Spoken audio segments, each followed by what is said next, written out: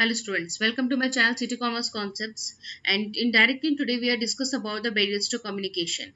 We have already completed the meaning, definition and the process of communication. अगर आपने वो नहीं देखा है तो आप मेरे चैनल में जाके प्लेलिस्ट में जाके आप उसको चेक कर सकते हैं और उसको पढ़ सकते हैं और उसमें जितने भी नोट्स हैं सब मेरे हैंड रिटन नोट्स हैं एंड फिर भी उसमें कोई डाउट हो आप मुझे कमेंट सेक्शन में कमेंट कर सकते हैं अगर कोई ऐसा टॉपिक है जो आपको समझ में नहीं आया है. Let's begin with the barriers to communication. Okay so students first of all barriers का मतलब होता क्या है, यानी कि जब हमने लास्ट टाइम भी कम्युनिकेशन प्रोसेस पढ़ा था तो हमने उसमें भी पढ़ा था कि क्या है कि कम्युनिकेशन में सेंडर से रिसीवर तक आने में भी हमने बहुत सारी चीज़ें उसमें पढ़ी थी. ऐसे ही बैरियर यानी कि उसमें कुछ ऐसी प्रॉब्लम होती है कम्युनिकेशन में कि कुछ जो है ऐसे हमारे लिए प्रॉब्लमेटिक हो जाता है कि हम कम्युनिकेट नहीं कर पाते हैं. तो आज हम वही बैरियर्स पढ़ेंगे कि किस तरीके के बैरियर्स होते हैं जो हमारे कम्युनिकेशन में प्रॉब्लम लाते हैं. इसमें फर्स्ट है हमारा सिमेंटिक बैरियर. सिमेंटिक बैरियर क्या होता है? These are concerned with the problems and obstructions in the process of encoding and decoding of a message into words or impressions. यानी कि जब हम किसी भी मैसेज को इनकोड से डिकोड करते हैं क्या होता है कि जो हमारा एक्चुअल मैसेज है वो निकल के नहीं आता है, ठीक है, वो इंप्रेशन नहीं आता है. And such barrier result due to use of wrong words, faulty translations, different interpretation. क्योंकि हमने इनकोड कुछ और किया आपको, लेकिन जब वो हमने डिकोड किया तो हो सकता है वो उसका वो मतलब ही नहीं था. तो इसकी वजह से क्या है कि ये कम्युनिकेशन जो है वो गलत हो जाता है एंड इस कम्युनिकेशन को हम लोग बोलते हैं सिमेंटिक बैरियर. नेक्स्ट आता है psychological barrier. Psychological means emotional or psychological factors also act as a barriers to communication. The state of mind of both sender and receiver of communication reflects in effective communication. A worried person cannot communicate properly and an angry recipient cannot understand the message properly.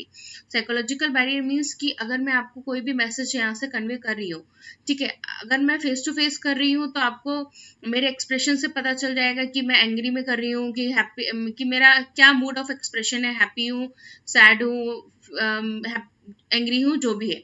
लेकिन अगर आप इसी चीज़ को किसी और तरीके से यानी कि बाय ईमेल या बाय फोन आप उसको कन्वे कर रहे हो, आपको नहीं पता है कि जो रेसिपिटेंट है और जो बोल रहा है उसका दोनों का जो है वो वर्ड ऑफ एक्सप्रेशन कैसा है. उसकी वजह से क्या है ये बैरियर हो जाता है and this barrier is known as psychological barrier. Next आता है organisational barrier. The factors related to organizational structure, rules and regulations, authority, relationship, etc. may sometimes act as barriers to effective communication. Also, rigid rules and regulations and cumbersome procedures may also become a hurdle to communication.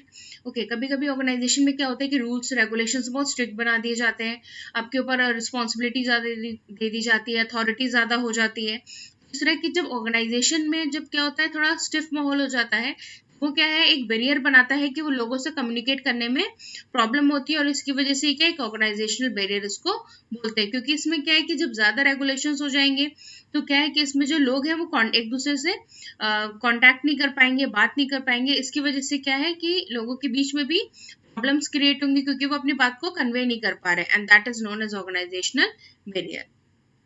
Next आता है personal barrier. The personal factor of both sender and receiver may act as a barrier to effective communication. If a superior thinks that a particular communication may adversely affect his authority, he may suppress such communication. Also, if the superior do not have the confidence in the competence of their subordinates, they may not ask for their advice. देखिए personal barrier में क्या होता है कि जो भी personal factor है between the sender and the receiver, ठीक है, उनके बीच का क्या होना चाहिए, कम्युनिकेशन एक अच्छा होना चाहिए.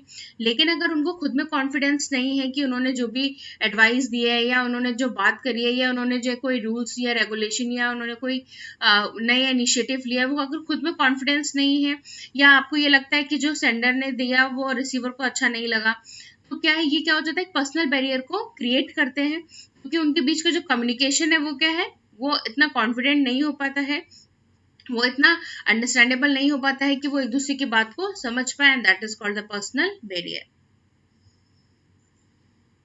ओके स्टूडेंट्स, ये थे हमारे 4 टाइप्स के बैरियर. ठीक है, आई होप कि आपको अच्छे से समझ आया होगा. अगर कोई भी इसमें ऐसे बैरियर है या आपका कोई खुद का टॉपिक है जो आपको नहीं समझ आता तो मुझे कमेंट सेक्शन में कमेंट कर सकते हैं, मैं आपके लिए वो वीडियो जरूर बनाऊंगी. And that's for all today students, thank you.